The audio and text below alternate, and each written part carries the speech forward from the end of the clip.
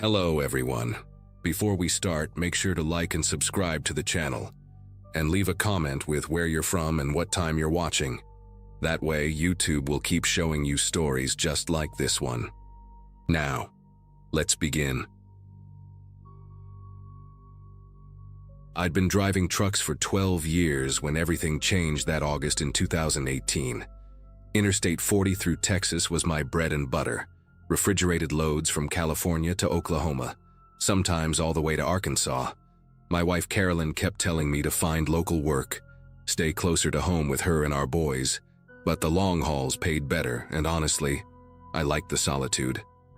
There's something peaceful about those endless stretches of highway, just you and the CB radio, and whatever podcast you've downloaded for the night drives. I had my routines down to a science. Which truck stops had the cleanest showers, where to get decent coffee at 3 a.m., which dispatchers would actually answer their phones on weekends. Life made sense out there on the asphalt, everything organized into mile markers and delivery windows. That particular Thursday started like any other.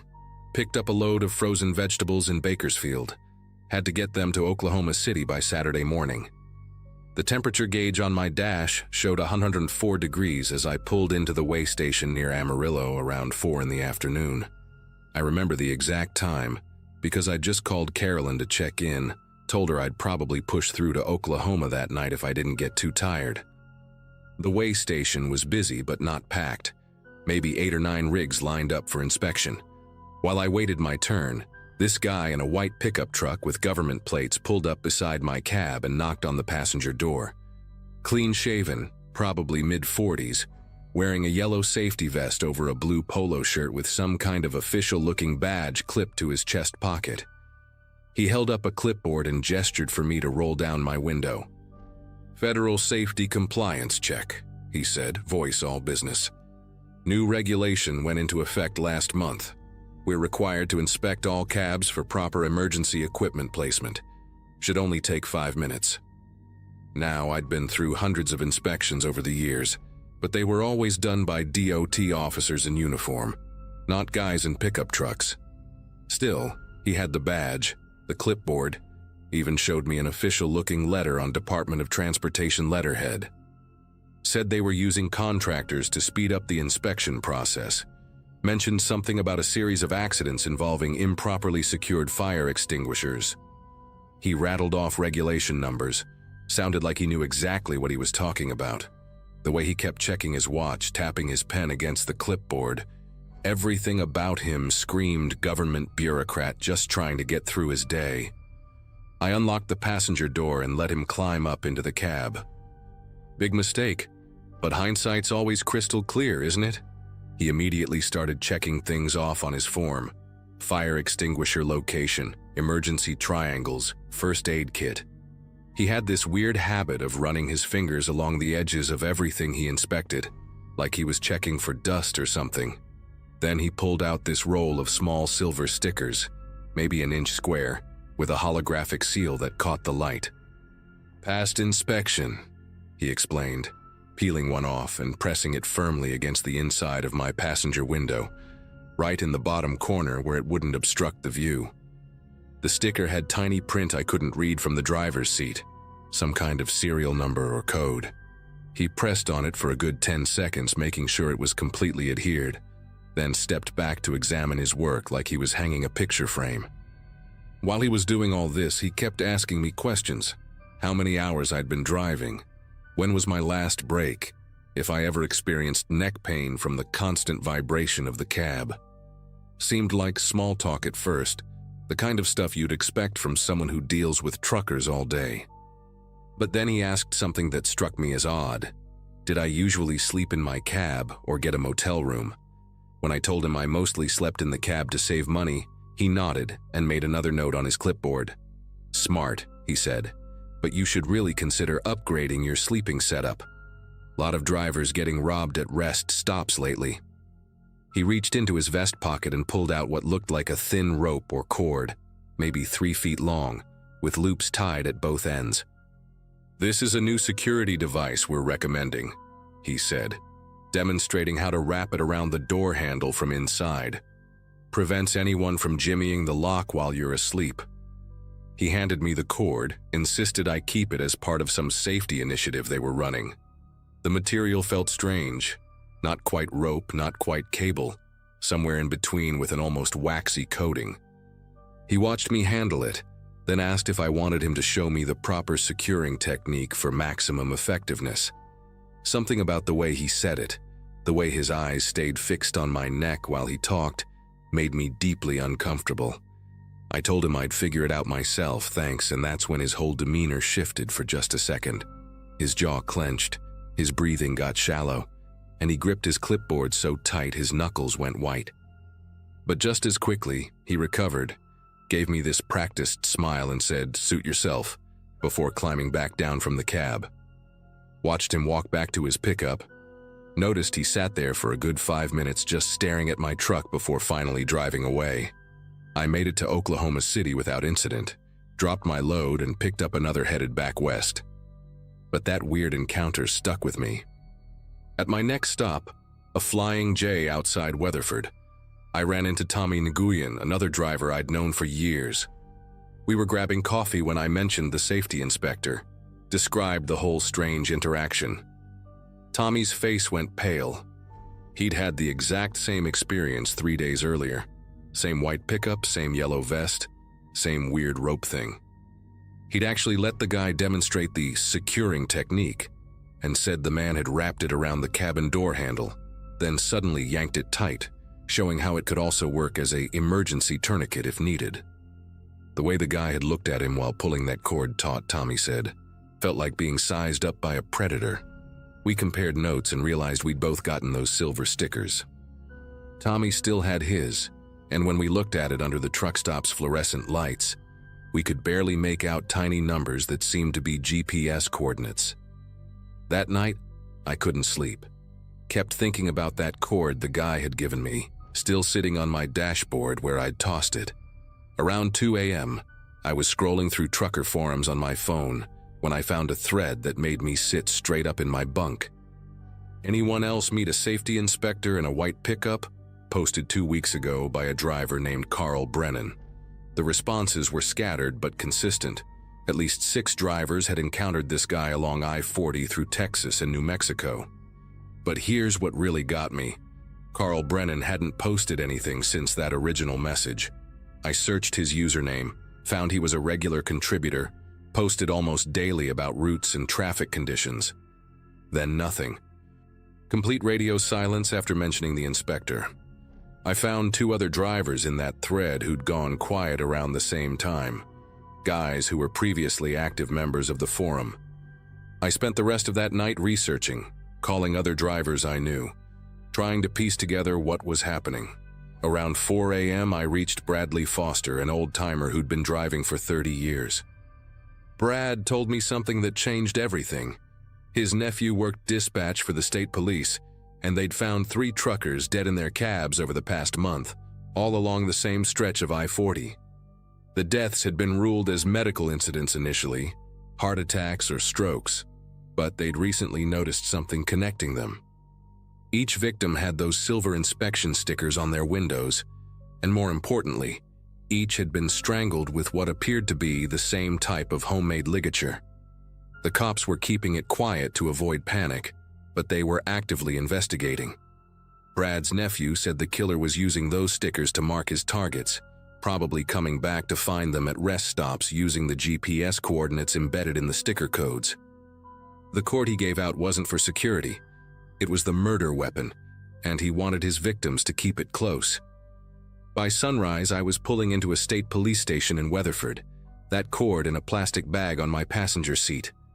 The detective I spoke with, a woman named Vasquez with tired eyes and coffee stains on her sleeve, took one look at that sticker on my window and immediately called for backup.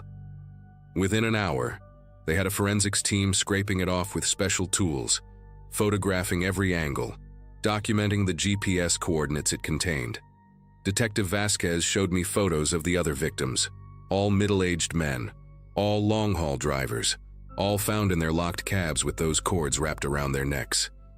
The killer had been climbing into their cabs while they slept, using his knowledge of their routines from the inspection questions to time his attacks perfectly.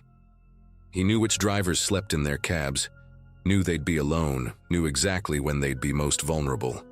What really got me was the last photo she showed. Carl Brennan, the driver from the forum, found 4 days ago at a rest stop I'd used dozens of times.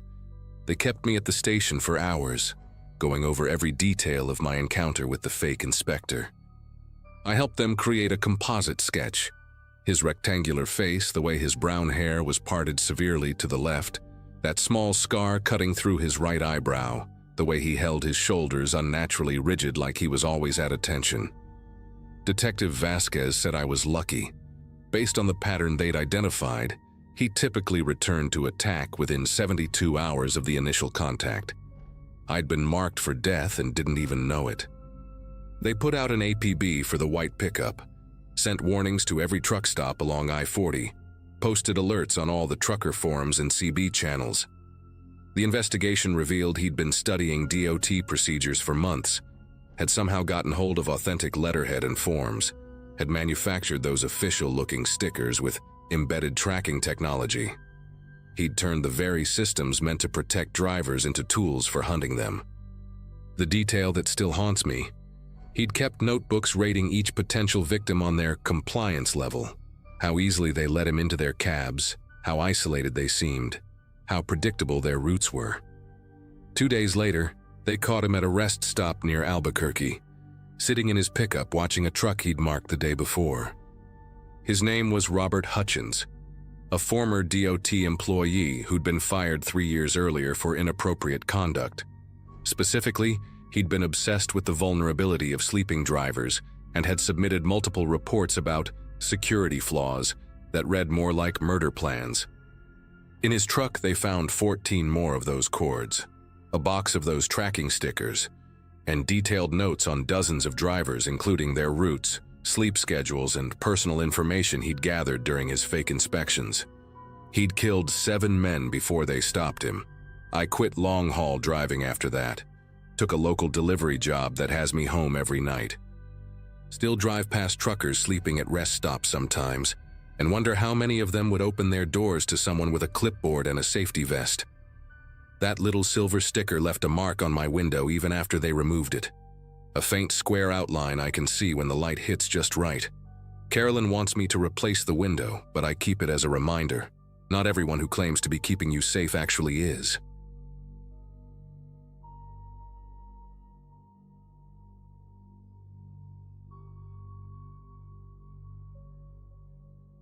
The 18-wheeler has been home for me and my wife Diane for the past 11 years, hauling everything from produce to electronics across the country. It was late September 2016 when things started getting weird on our regular Denver to Chicago run. We'd been doing that route twice a month for 3 years straight, knew every truck stop, every diner, every pothole on Interstate 80. Diane handled the paperwork and navigation while I did most of the driving, though she'd take over when I needed rest. We had a good system going, made decent money, and honestly loved the freedom of the open road. That Thursday morning when we pulled out of Denver with a load of sporting goods, the CB radio was buzzing with the usual chatter, weather updates, speed trap warnings, and that familiar gravelly voice we'd been hearing for months now. A driver who went by Nighthawk. Nighthawk had this distinctive way of talking, real slow and deliberate, like he was choosing each word carefully. He drove a black Peterbilt with custom chrome exhaust stacks that looked like fangs when you saw them in your mirrors at night. We'd exchanged pleasantries dozens of times at various stops, though something about him always made Diane uncomfortable. She said his eyes never seemed to blink enough, and he had this habit of licking his lips constantly, like a lizard testing the air. But truckers are an odd bunch anyway, and you learn not to judge. That particular Thursday, though, the CB was full of nervous talk about a third missing person along our route, a college kid named Jeremy who'd vanished from a rest stop near North Platte just 2 days earlier. The other 2 had disappeared over the past month, both young men traveling alone, last seen at truck stops we frequented. Around noon, we stopped at a pilot station near Sterling to refuel and grab lunch. The place was packed with truckers all talking about the disappearances, and I noticed Nighthawk's rig parked at the far end of the lot. Inside the diner, an older driver named Bill was showing everyone photos on his phone, screenshots from security footage the cops had released. The images were grainy, but they showed each missing person talking to someone just outside the camera's view at different locations. Bill pointed out something that made everyone go quiet. In each photo, you could just barely make out the edge of black truck with distinctive chrome stacks in the background. Nobody wanted to say it out loud, but we were all thinking the same thing. Diane grabbed my arm under the table, her nails digging in hard enough to leave marks. We decided to push through to Chicago without any more stops, but around 8 that evening, our engine started making a grinding noise I'd never heard before. The temperature gauge was climbing fast, and I had no choice but to pull off at a small, mostly abandoned truck stop near Kearney. The place only had 2 overhead lights working, casting these long, distorted shadows across the cracked asphalt. We were the only rig there at first, and I popped the hood to check the coolant levels while Diane stayed in the cab with the doors locked. That's when we heard it, the distinctive rumble of Nighthawk's Peterbilt pulling in behind us. He parked about 50 feet away, his engine idling, headlights still on and pointed directly at us. Through the glare, I could barely make out his silhouette in the driver's seat, perfectly still, just watching. I tried to focus on the engine, but my hands kept fumbling with the radiator cap. The coolant was bone dry, which made no sense. I'd checked it that morning like always. Then I noticed something that made my chest tighten. Fresh scratches around the drain plug, like someone had loosened it recently with pliers. The realization hit me hard. This wasn't mechanical failure. Someone had sabotaged our truck while we were inside that diner.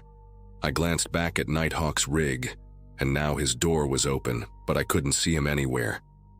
The overhead light nearest to us suddenly flickered and went out completely, leaving us in a pocket of darkness between his headlights and the distant glow of the station's convenience store.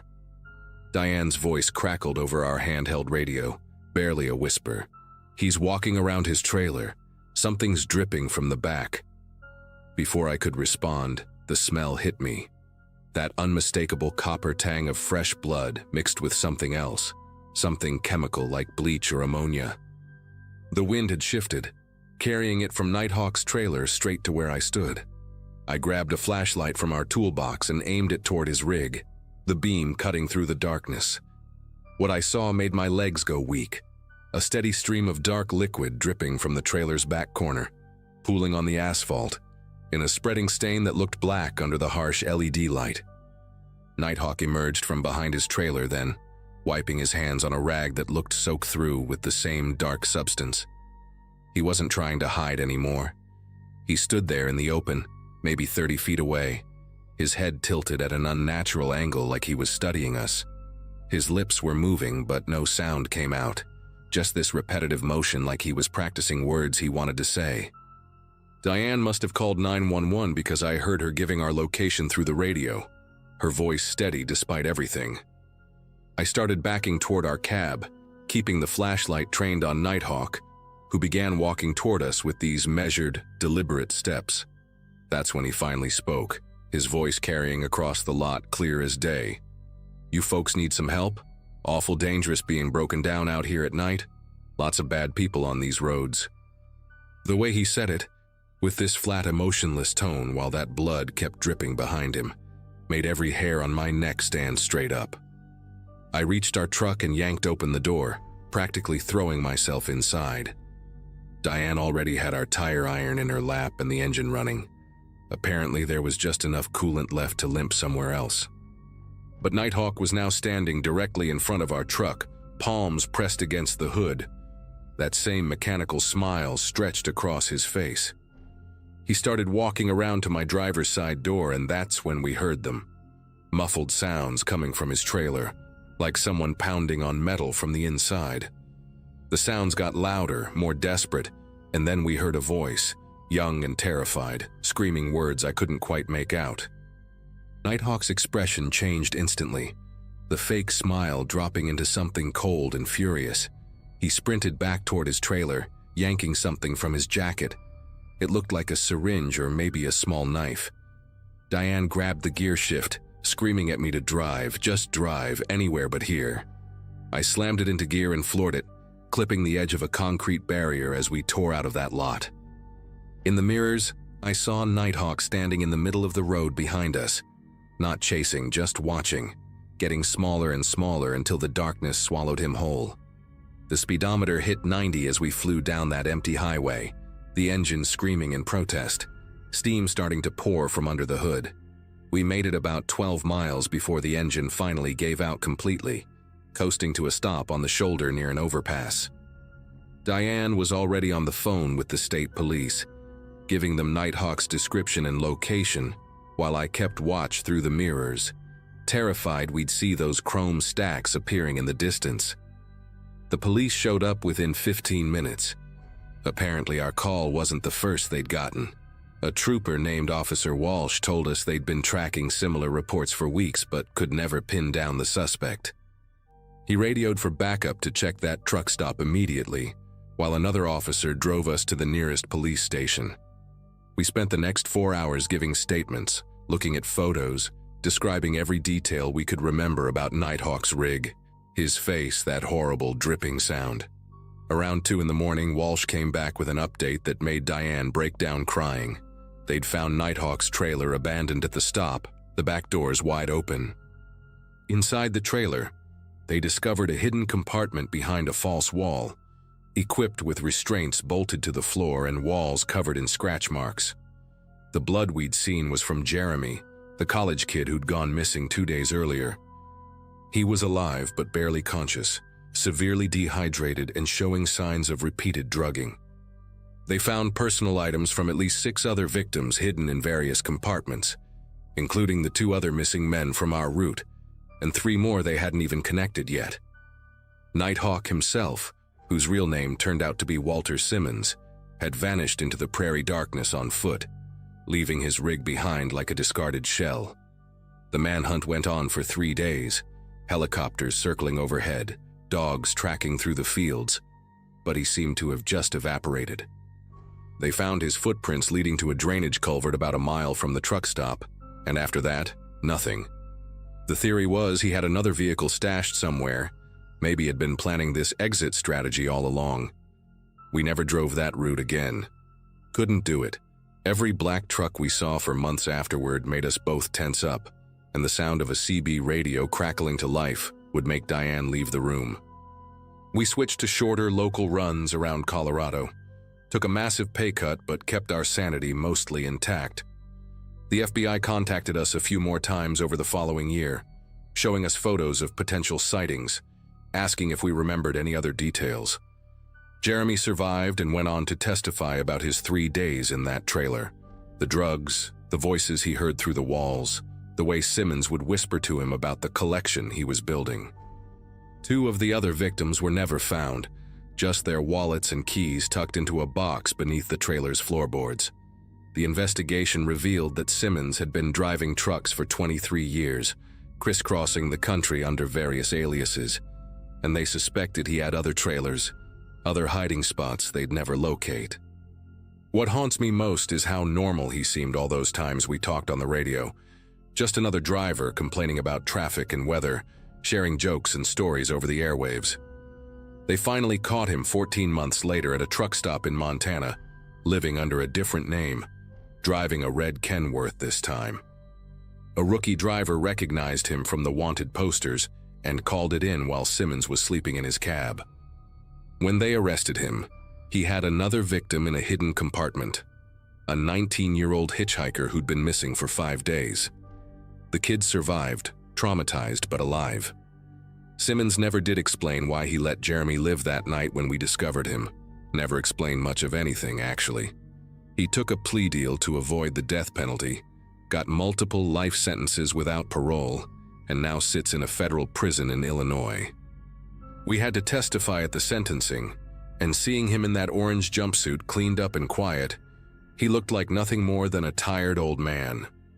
But when he looked at us from the defendant's table, his lips started moving again in that same soundless way, like he was still practicing words he'd never get to say. Diane and I sold our rig 2 weeks after the trial, used the money to open a small hardware store in Wyoming, and we've never looked back. Some roads you drive down once, and once is more than enough.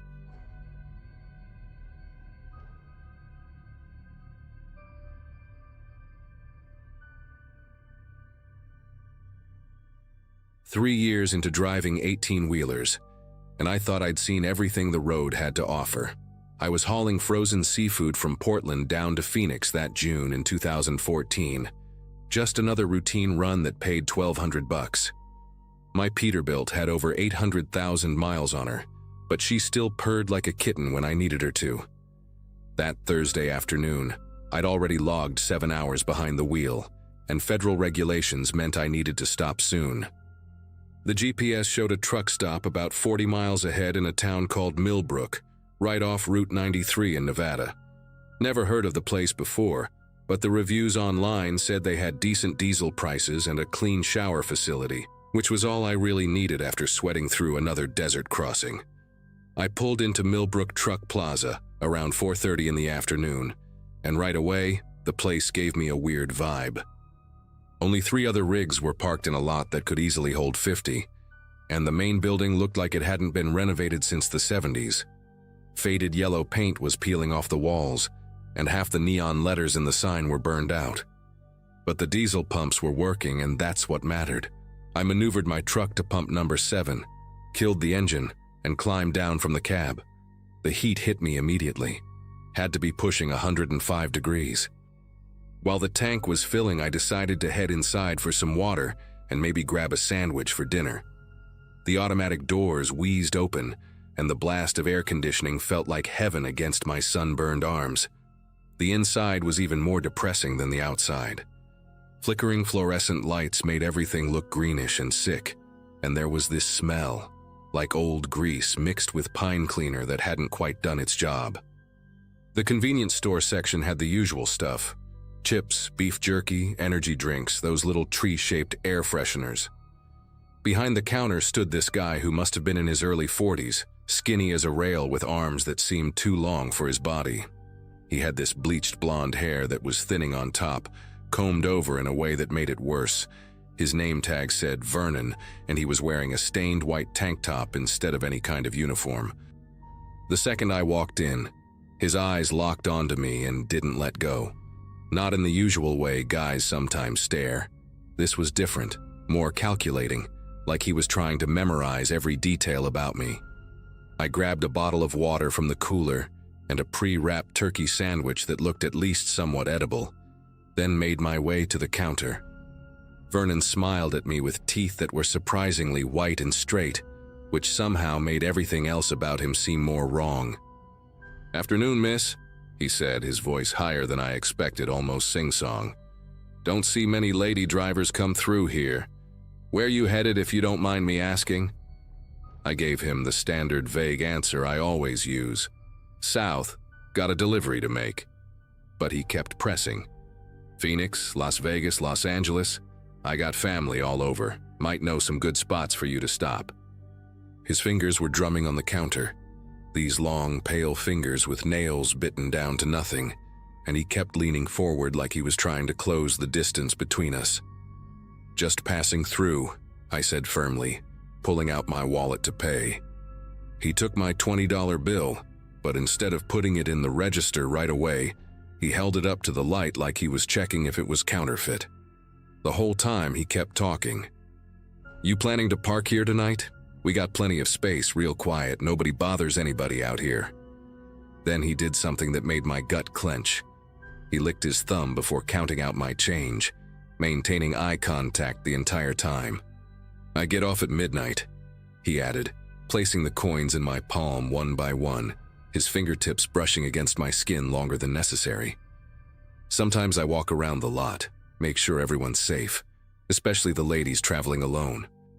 Can't be too careful these days, right?" The way he said ladies made me want to take a shower. I grabbed my stuff and headed for the door, but I could feel him watching me the whole way out. By the time I finished fueling up and found a parking spot, it was getting close to 6 in the evening. I chose a space at the far end of the lot, away from the building but still under one of the working light poles. From my cab, I could see Vernon through the store windows, and every few minutes he'd look out toward the parking lot. I tried to tell myself I was being paranoid. Maybe he was just lonely. Maybe he was harmless. But 20 years of bartending before I became a trucker had taught me to trust my instincts about people. I locked my doors, drew my curtains, and settled in for the night with my sandwich and a book. Around 9 o'clock, I heard another truck pull in, which made me feel a little better. At least I wasn't alone out here anymore. I dozed off around 10:30, my phone charging beside me and my tire iron within reach, just in case. The knock on my window came at exactly 12:17 a.m. I know because the green glow of my dashboard clock was the first thing I saw when my eyes snapped open. 3 slow, deliberate knocks, then a pause, then 3 more. My heart was hammering so hard I could hear it in my ears. Through a gap in the curtain, I could see a figure standing right beside my driver's side door. The parking lot light cast weird shadows, but I could make out enough. It was Vernon, and he wasn't wearing a shirt anymore. His pale chest was hairless and seemed to glow in the artificial light, and I could see he was holding something in his right hand. A crowbar, the curved end catching the light as he shifted his weight from foot to foot. He knocked again, harder this time, and then he spoke, his voice muffled but still carrying that sing-song quality. "Hey there, lady driver. Saw your lights were off. You lonely out here? Thought you might want some company." I stayed absolutely still, barely breathing, praying he'd think I was asleep and leave. But Vernon wasn't giving up that easily. He started walking around my truck, dragging the crowbar along the side, making this horrible scraping sound against the metal. "I know you're awake in there," he called out, his voice getting louder. "Your curtain moved. Don't be rude now. I just want to talk." He completed a full circle around my rig, and when he got back to the driver's side, he pressed his face against the window. I could see his breath fogging up the glass, could make out those 2 white teeth in the darkness. "Come on, sweetheart. Open up. I brought us some beers. They're in my truck right over there." He pointed with the crowbar toward a beat-up Ford Ranger parked about 50 feet away that definitely hadn't been there when I'd gone to sleep. "We could have ourselves a real nice time. I've been thinking about you all evening, couldn't get you out of my head." My hand found my phone in the darkness, but when I tried to unlock it, my fingers were trembling so badly that I kept missing the numbers. Vernon must have seen the light from the screen because he suddenly got more aggressive. "Who you calling? The cops? Good luck with that, sweetheart. Nearest station is 45 minutes away. My cousin's the dispatcher anyway." He started trying the door handle, yanking on it hard enough to rock the whole cab. Then he moved to the passenger side and did the same thing there. When that didn't work, he went quiet for a moment, and that silence was somehow worse than all his talking. I finally managed to dial 911, but just like he'd said, the call wouldn't go through. No signal. Out here in the middle of nowhere, my phone was basically an expensive flashlight. I could hear him moving around outside, his bare feet slapping against the asphalt, and then came a sound that made my whole body go rigid, the hiss of air escaping from one of my tires. "Oops," Vernon called out, his voice full of fake concern. "Looks like you got yourself a flat. 2 flats actually, maybe 3 by the time I'm done. Gonna be real hard to drive out of here now, won't it?" I heard him move to another tire and I knew I had to do something. I grabbed the tire iron and my phone, using its flashlight to see, and quietly unlocked the passenger door. My plan was simple: get out on the opposite side from where he was, run to that other truck I'd heard earlier, and bang on their door until they helped me. But when I cracked the door open and looked out, my heart sank. The other truck was gone. The lot was completely empty except for me and Vernon. I pulled the door shut as quietly as I could, but he heard it. "There she is," he sang out, and I heard him running around to the passenger side. Finally ready to play. I've been so patient, but I'm getting tired of this game. That's when something inside me shifted. I wasn't going to die in this parking lot, not at the hands of some creepy gas station attendant. I'd survived my ex-husband's drunken rages. I'd survived 3 years of driving through ice storms and mountain passes, and I sure as hell was going to survive Vernon. I gripped the tire iron tighter and moved to the driver's seat, my hand on the ignition. Even with flat tires, I could still move the truck, maybe ram his Ford, make enough noise to attract attention from the highway. But when I turned the key, Vernon did something I hadn't expected. He climbed up onto my hood. Through the windshield, I could see him clear as day, crouched there like some kind of pale gargoyle, the crowbar raised above his head. "You're going to make me break this nice windshield," he shouted, spit flying from his mouth. "That's going to cost you extra, sweetheart." He brought the crowbar down hard, and the glass spiderwebbed but didn't shatter. The second hit would go through, I knew it. But I'd already started the engine, and I did the only thing I could think of. I slammed it into reverse and floored it. Vernon went flying off the hood, landing hard on the asphalt with a sound like a sack of meat hitting concrete. I didn't stop to see if he was okay. I threw it into drive, the truck lurching forward on its ruined tires, making this awful grinding sound as the rims hit pavement. I made it to the highway entrance, sparks flying from my wheels, and just kept going. About 2 miles down the road, I saw the lights of another truck stop, a big chain one with lots of people around. I pulled in, probably ruined my rims completely, but I didn't care. The security guard there called the real cops, and they found Vernon back at his station, claiming I'd attacked him and driven off without paying for gas. But the security cameras told a different story. Turns out Vernon had done this before. 3 other female truckers had reported similar encounters over the past 2 years, but they'd all managed to drive away before it escalated. I was the 4th and the last. They arrested him that night, found rope and zip ties in his Ford, along with a collection of women's CDL licenses he'd apparently stolen from previous victims. I had to replace 4 tires and 2 rims. Cost me nearly $3,000, but I'm still driving.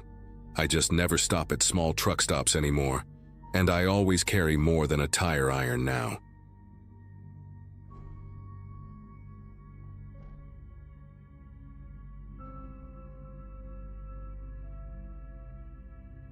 The fog was eating up Highway 278 that October night in 2022, making the Alabama backwoods feel like driving through milk soup.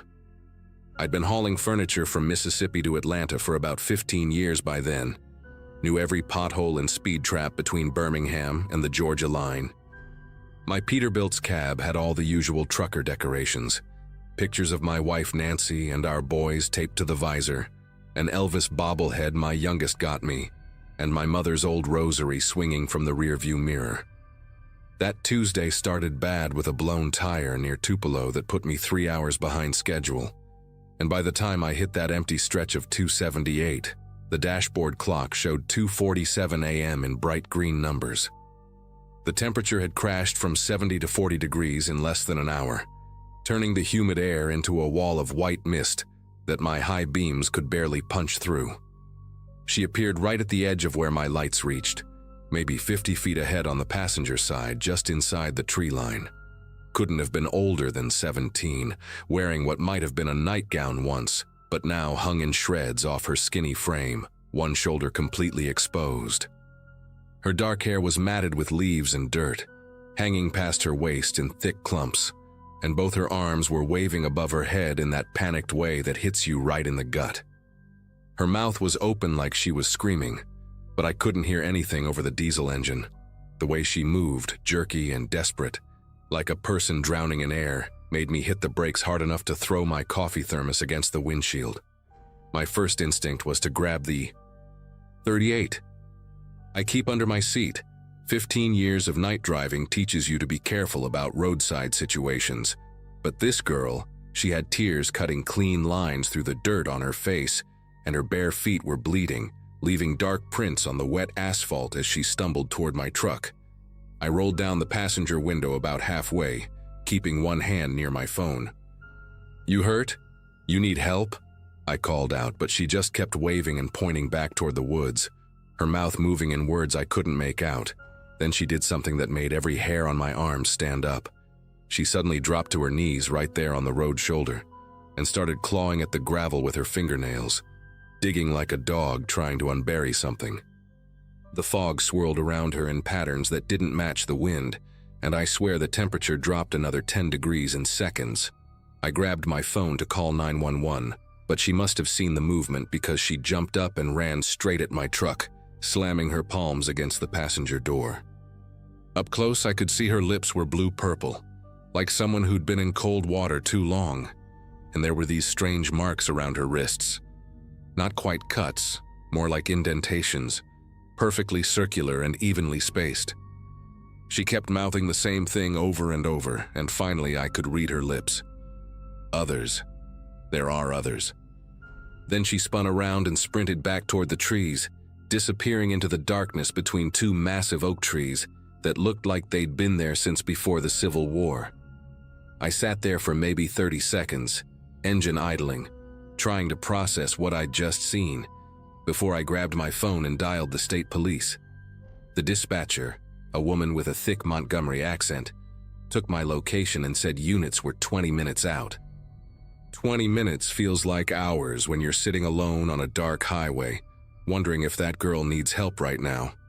I couldn't just wait. I pulled my truck onto the shoulder, grabbed my mag light and the crowbar I keep behind the seat, and headed toward those two oak trees where she'd vanished. The ground was softer than it should have been for October, almost spongy under my boots, and there was this smell, like wet pennies mixed with antifreeze.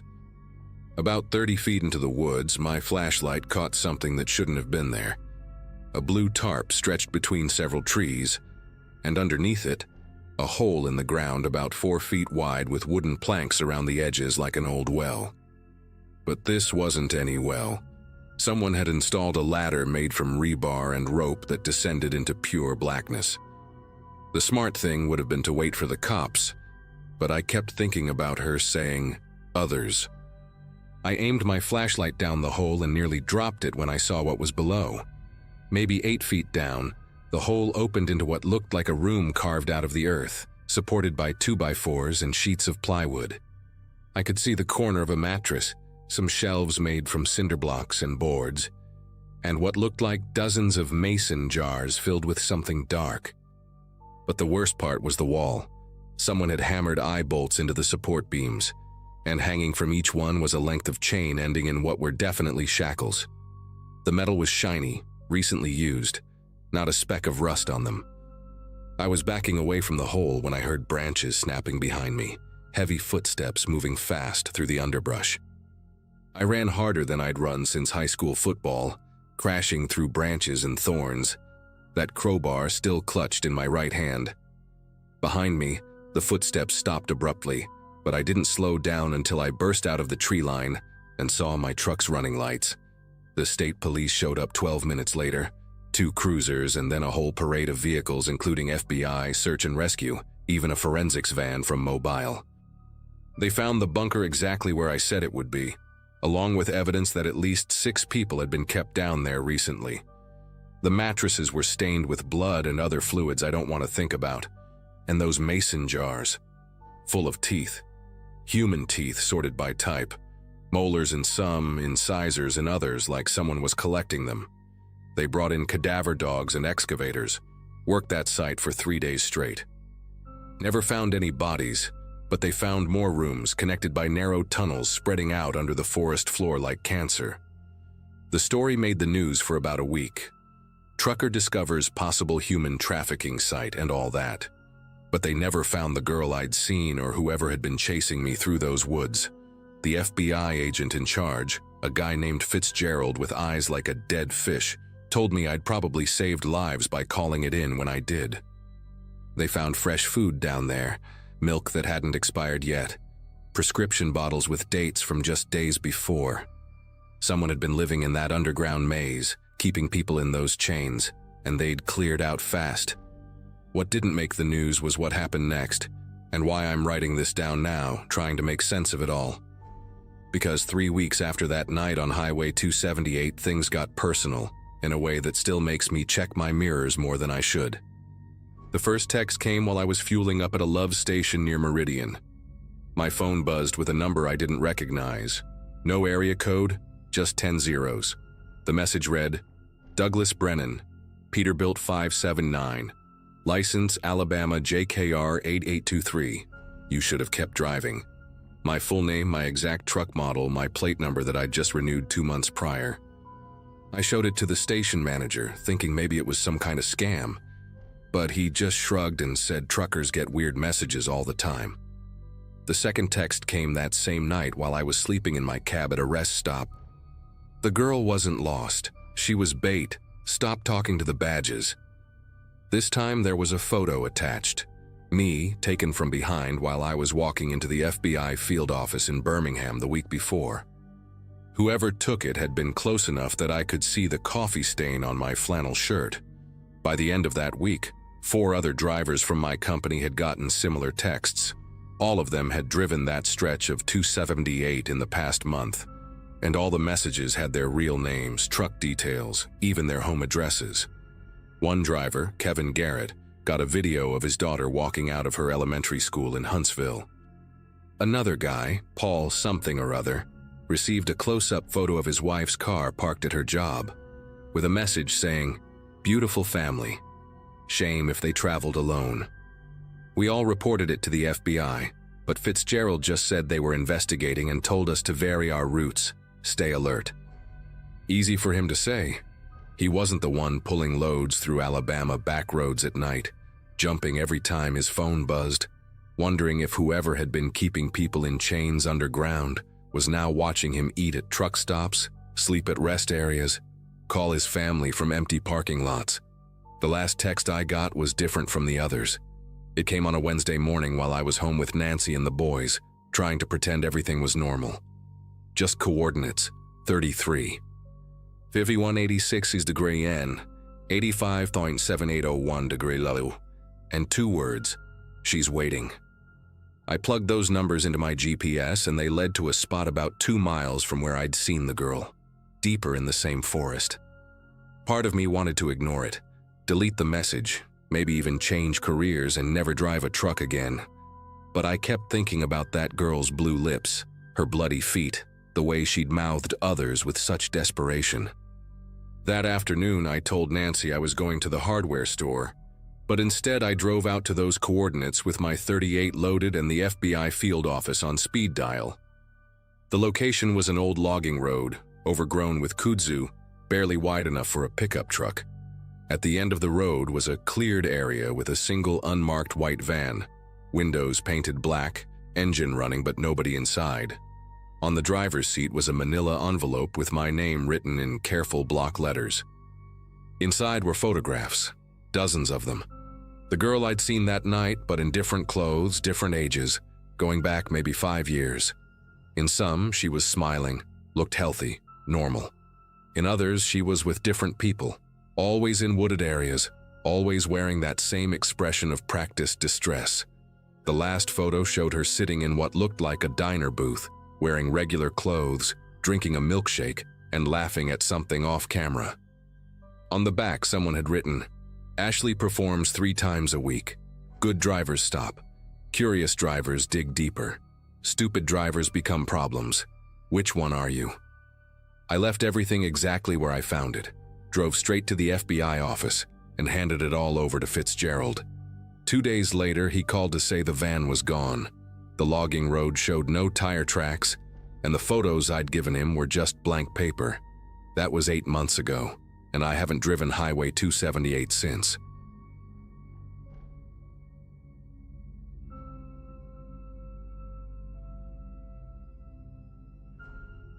Late July 2011, and I was hauling a load of frozen goods from Michigan down to Tennessee. Been driving trucks for about 6 years at that point, mostly regional runs that kept me within a day's drive of home. I was 38, divorced, and pretty much married to the job by then. That night found me pulling into a truck stop just off Interstate 65, somewhere between Louisville and Nashville. The place was one of those massive plazas with maybe 200 parking spots, a diner that never closed, and shower facilities that truckers like me lived for after 14 hours on the road. I remember checking my watch as I parked. It was just past 11 p.m., and the lot was about 3/4 full. The shower building sat maybe 150 feet from where I'd managed to squeeze my Peterbilt between 2 other rigs. After grabbing my shower bag and fresh clothes from the sleeper cab, I made my way across the lot. The walk there was uneventful, just the usual hum of idling engines and the occasional hiss of air brakes. The shower facility was pretty standard, concrete block building painted beige, fluorescent lights that made everyone look sick, and that weird mix of diesel fumes and industrial cleaner smell. I paid my $12 at the counter to a kid who couldn't have been more than 19, got my receipt with the door code, and headed to stall number 7. The shower itself was heaven, after sweating through Indiana's humidity all day. I must have stood under that hot water for 20 minutes, just letting it work out the knots in my shoulders and wash away the road grime. When I finally stepped out around 11:45, the parking lot had taken on a different character. Most of the overhead lights were still working, but they created these long shadows between the trucks that hadn't been as noticeable before. I could hear a dog barking somewhere in the distance, probably from one of the cabs, and the sound of someone's radio playing old country music.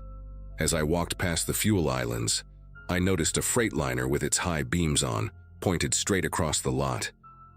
At first I figured the driver had forgotten to turn them off. Happens all the time when guys are tired. But then the lights flicked off for a second, then back on, off again, on again. The pattern was deliberate, almost like Morse code, except there was no rhythm to it. I kept walking, my wet hair starting to feel cold in the night air, and tried to ignore it. About halfway to my truck, I realized those high beams were tracking me. Every few steps I took, I could hear the low rumble of an engine adjusting, and the light beam would shift to keep me in its glare. The Freightliner was actually turning, just slightly, repositioning itself as I moved through the lot. My truck was still 4 rows away, and I had to weave between other rigs to get there. Each time I passed behind another trailer, blocking the light temporarily, I could hear that engine rev up, like the driver was agitated he'd lost sight of me. The intensity of those lights made it impossible to see who was behind the wheel, just a bright white void where the windshield should be. I picked up my pace, not quite running, but definitely moving faster than my usual stride. My shower bag kept bumping against my leg, and I could feel water from my hair dripping down my back, soaking through my clean shirt. The Freightliner's engine went quiet for a moment, and I thought maybe the driver had given up whatever weird game he was playing. But then I heard a door slam, that distinctive metallic thud of a cab door closing hard. I glanced back and saw a figure climbing down from the Freightliner. He was tall, maybe 6'3" or 6'4", wearing what looked like coveralls and a baseball cap pulled low. The way he moved wasn't right, not the typical tired shuffle of a driver who'd been on the road too long. He was moving with purpose, cutting diagonally across the lot, clearly trying to intercept my path. What really made my gut tighten was seeing him reach back into his cab and pull out something long and metal. In the mixed lighting of the lot, it took me a second to recognize it as a tire iron. My truck was still 2 rows away, and this guy was closing the distance faster than I was comfortable with. I ducked between 2 refrigerated trailers, their cooling units humming loud enough to mask my footsteps. Through the gap under one trailer, I could see his boots, worn Red Wings with duct tape around one toe, stopping right where I'd been walking moments before. He stood there for what felt like forever, but was probably only 10 seconds, just waiting, listening. Then those boots started moving again, slower this time, heading toward the front of the trailers where he probably figured I'd come out. Instead, I doubled back, staying low, using the shadows and the noise from the reefer units as cover. I made it to the next row of trucks, my heart hammering so hard I was sure everyone in the lot could hear it. Through the maze of trailers and mud flaps, I could see my Peterbilt, dark blue with a custom chrome grille that suddenly seemed way too distinctive. The problem was getting to it without crossing 30 feet of open space under those bright pole lights. I could hear him moving somewhere behind me, the occasional scrape of metal against metal as that tire iron hit a trailer or bumper. Then I heard something that made every muscle in my body tense up. He was whistling. Not a tune exactly, just this low, breathy whistle, like he was calling a dog. The sound echoed off the trailers, making it hard to tell exactly where he was. I pressed myself against the rear doors of a Swift trailer, trying to think.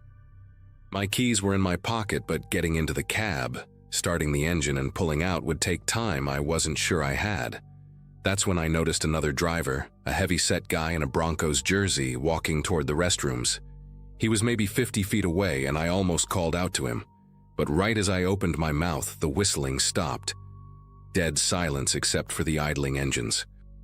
I peeked around the corner of the trailer and saw my stalker standing perfectly still between two trucks, that tire iron held loose at his side, just watching the other driver pass. The second the guy disappeared into the restroom building, the whistling started again, closer this time. I could actually see him now through the landing gear of the trailer I was hiding behind. He was methodically checking between each truck, swinging that tire iron in little circles like he had all the time in the world. His face was still hidden under that cap, but I could see he had a scraggly beard with something white in it, maybe dried toothpaste or food. I knew I had to move. My legs were starting to cramp from crouching, and he was only 3 trucks away from finding me. I took a deep breath, gripped my shower bag tight, and made a break for it. The moment I started running, I heard him react. Boots pounding on asphalt, that tire iron clanging against something metal. I didn't look back, just focused on my truck's door handle. My fingers fumbled with the keys, slipping once on the lock before I got it open. I practically threw myself inside, slamming the door and hitting the locks in one motion. Through the side mirror, I saw him stop about 10 feet away, just standing there in the light from the pole lamp. For the first time, I got a clear look at his face. Weathered skin, maybe mid-50s, with these pale gray eyes that didn't blink once. He tilted his head like he was considering something, then raised that tire iron and pointed it at me through the window. Not threatening exactly, more like he was marking me, filing me away for later. I started the engine, my whole body trembling now that I was relatively safe. But he didn't move, didn't try to approach the truck. He just stood there watching as I put it in gear. As I pulled forward, I had to drive past him to get to the exit, and he actually stepped aside to let me through, giving this little mock bow as I passed. In my mirrors, I watched him walk calmly back toward his Freightliner, tossing the tire iron up and catching it like it was a baton. I didn't stop driving for another 2 hours, finally pulling into a well-lit pilot station near the Kentucky border. When I checked my truck during my pre-trip inspection the next morning at a different stop, I found something that still makes me sick to think about. There were fresh scratches on my trailer doors, spelling out my license plate number, like he'd carved it there before I'd even gotten back from my shower. I reported the incident to the state police and the truck stop management, gave them every detail I could remember. The cop who took my report said they'd had similar complaints from other female drivers over the past few months, always at different stops along that stretch of I-65. Same pattern, the high beams, the stalking, the tire iron. One driver from Indiana said she'd found her air brake lines partially cut after an encounter just like mine. Another reported finding her trailer seal broken and her cargo disturbed, even though nothing was stolen. They never caught the guy. The Freightliner's plates I managed to glimpse were registered to a company that had gone out of business 3 years earlier. The truck stop's security cameras conveniently had a blind spot right where he'd parked. The police said he probably scouts these lots for women driving alone, maybe listening to CB chatter or watching for single drivers at the fuel islands. They advised me to start carrying protection and to always park near other trucks I knew. I still drive that route sometimes. It's good money and I can't afford to be picky about loads. But I never stop at that plaza anymore, and I never shower at night at any truck stop. I've met other female drivers who've changed their routines too, some who've even quit altogether because of experiences like this. We share information at stops, warning each other about suspicious vehicles or drivers who give us bad feelings. Last month, a driver named Bethany told me she'd seen a Freightliner with its high beams on at a rest area near Indianapolis, just sitting there, watching. She said when she looked closer, she could see scratches on the driver's door. Numbers and letters, dozens of them, carved into the paint like some kind of collection. We both know what those probably are. The truth is, he's still out there, probably with a new truck by now, maybe a different tactic. But those pale gray eyes and that tire iron, I know exactly what he's looking for, and every female trucker on I-65 drives a little faster through that stretch of road.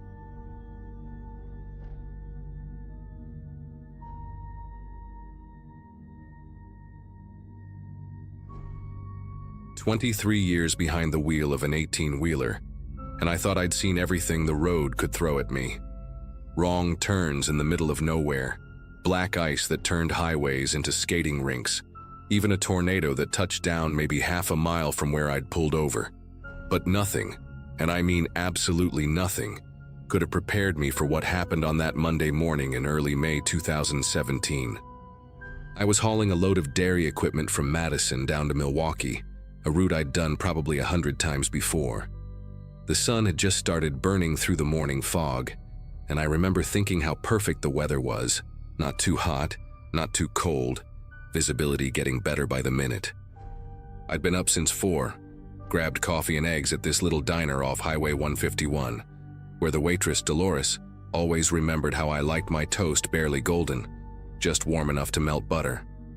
The overpass on County Road K had always been part of my regular route, one of those concrete structures you pass under without giving it a second thought. Built in the 70s, according to the date stamp I'd noticed once when traffic had me crawling underneath it. That morning I was doing about 55, keeping it steady, when I heard this sound. Like somebody dragging a massive chain across concrete, but deeper, more guttural. The whole cab started vibrating in this weird, rhythmic pattern that didn't match the engine or the road surface.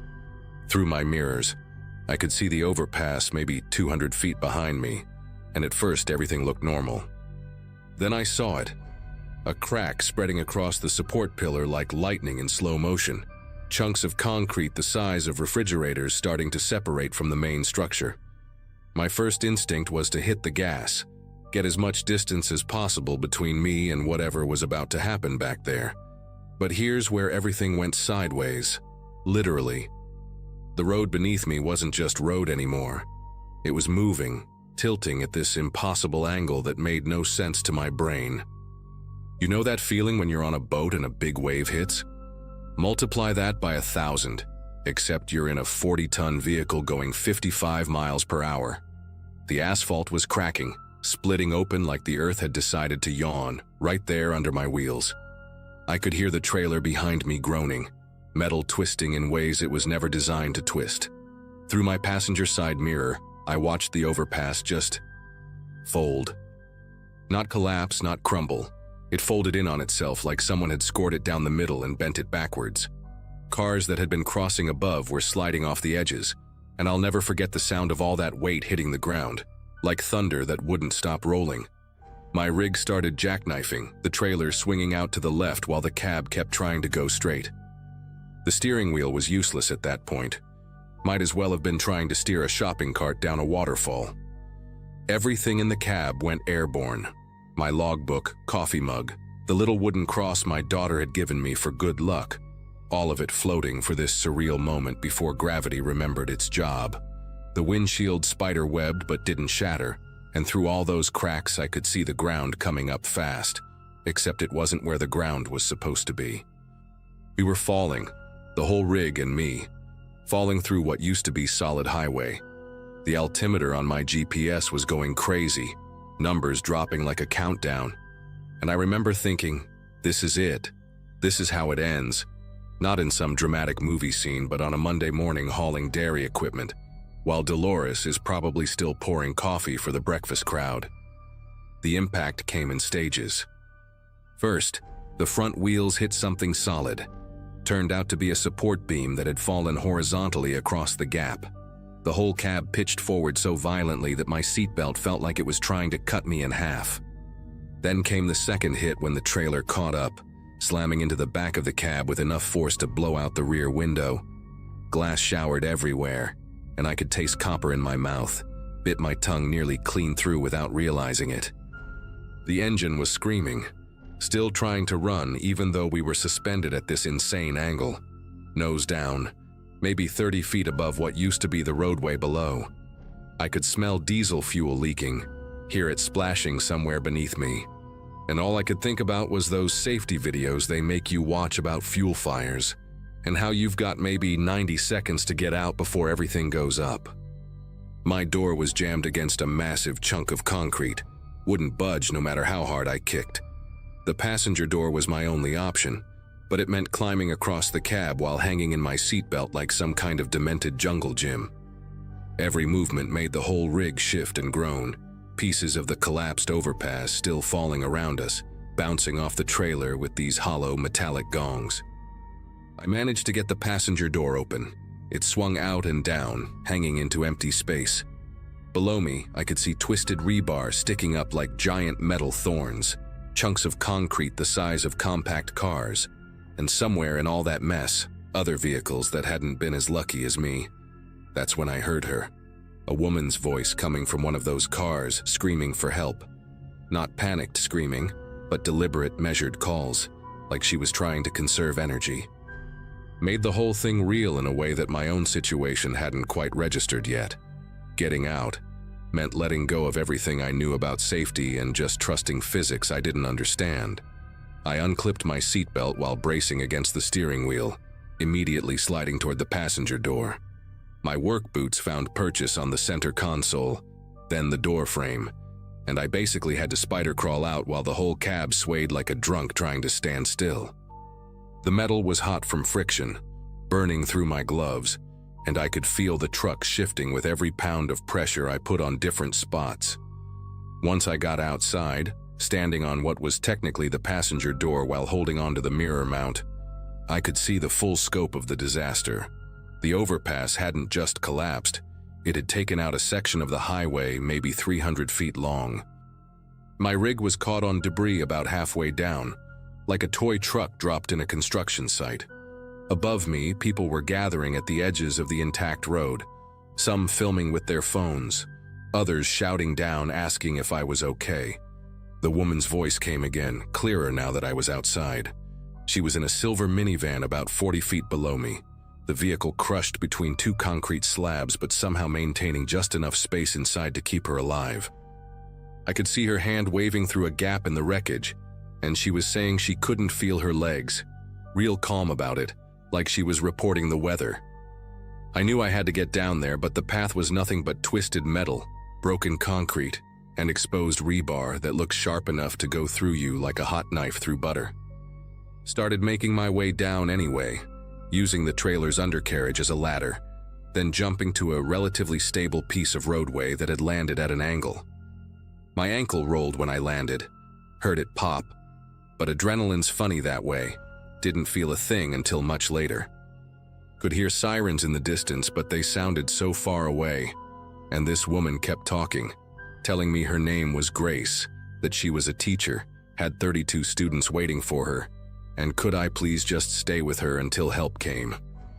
I spent the next 40 minutes holding Grace's hand through a gap, barely wide enough for our fingers to touch. She told me about her classroom, how she decorated it with paper butterflies the kids had made, how one student, Anthony, always brought her apple slices because he'd decided teachers needed vitamins. Her voice would fade sometimes, and I'd squeeze her fingers, tell her about my roots, the weird things you see at 3 in the morning on empty highways. A guy in a tuxedo walking a peacock on a leash, a broken piano sitting perfectly centered in the middle of the road like someone had placed it there on purpose. Anything to keep her talking, keep her conscious. The diesel smell was getting stronger, and I could see fluid pooling under several vehicles. Other survivors were emerging from the wreckage. A family of 4 from a crushed SUV, all miraculously able to walk, and an elderly man who kept asking what year it was, blood running down his face from a gash that looked like someone had unzipped his scalp. We formed this bizarre little community in the ruins, helping each other, sharing water from a cooler someone had pulled from their destroyed car. First responders finally rappelled down about an hour after the collapse. Watching them work was like watching a choreographed dance. Every movement deliberate, calculated, no wasted energy. They got Grace out using the jaws of life, and I'll never forget the sound those tools make, like giant metal teeth chewing through a tin can. She was conscious the whole time, Even managed to squeeze my hand one more time before they lifted her into the basket. The paramedic who checked me out said my ankle was broken in 2 places, had been walking on it for almost an hour, and asked if I was some kind of superhuman. Told him no, just a truck driver who needed to help someone. They hauled my rig out 3 days later, took 2 massive cranes working in tandem. The cab was twisted beyond recognition, the trailer split open like a cracked egg. The insurance adjuster who came to look at it just stood there shaking his head, kept saying, "Nobody should have survived this," over and over like a mantra. The investigation started 2 weeks later. Federal inspectors, state officials, guys in suits with clipboards and cameras documenting every inch of the collapse. They interviewed me 4 separate times, always the same questions but phrased differently, like they were trying to catch me in some kind of lie. Did I notice anything unusual about the overpass before? Had I felt any vibrations on previous trips? Was I carrying more than my permitted weight? The answers were always no, no, and definitely no. My load was actually underweight that day, had all the paperwork to prove it. Then one inspector, a woman named Jimenez with eyes that looked like they'd seen too much, pulled me aside after the 3rd interview. She couldn't say much, legal reasons, but she told me to pay attention to the news in the coming weeks. Said sometimes the real horror isn't what happens, but why it was allowed to happen. I didn't understand what she meant until the story broke about Harbor Construction, the subcontractor responsible for maintaining that stretch of infrastructure. Turns out Harbor Construction had been filing inspection reports for bridges and overpasses they'd never actually inspected. 3 years of documents, all signed and stamped, describing detailed examinations of structures they'd never even visited. The owner, a guy named Christopher Lawson, had been pocketing the inspection money while paying some kid fresh out of community college to fabricate the reports using Google Earth images and weather data to make them look authentic. The overpass that collapsed. According to their files, it had passed a complete structural inspection just 6 weeks before it fell. In reality, nobody had physically looked at it in over 4 years. The support pillar that failed had been slowly deteriorating from water damage and freeze-thaw cycles, cracks spreading through the concrete like cancer. If anyone had actually bothered to look, to really look, they would have seen it. Grace ended up paralyzed from the waist down. 3 people died in cars I never even saw, all because somebody decided their profit margin was worth more than doing the job they were paid to do. Lawson got 8 years in prison. The families got settlements. I got a new rig and nightmares that still wake me up sometimes, that sound of concrete tearing apart playing on repeat. But I'm driving again. Same routes, different bridges, and you better believe I look at every single overpass differently now.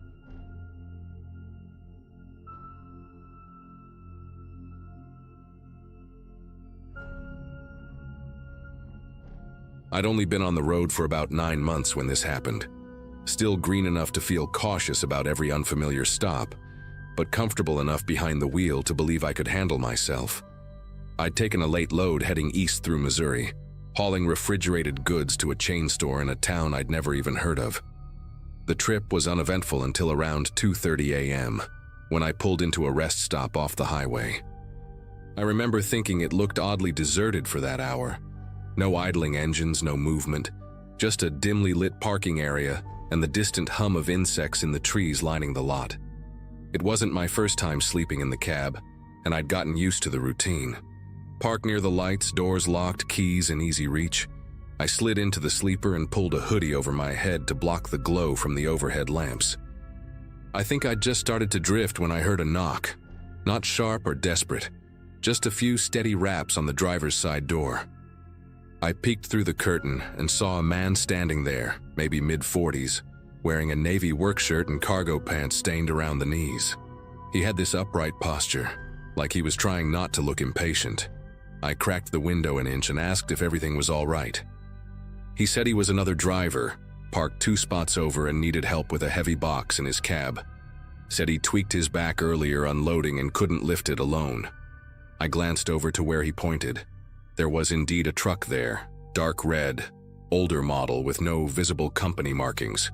No lights on, no engine running. I told him I wasn't comfortable leaving my truck, especially in the middle of the night.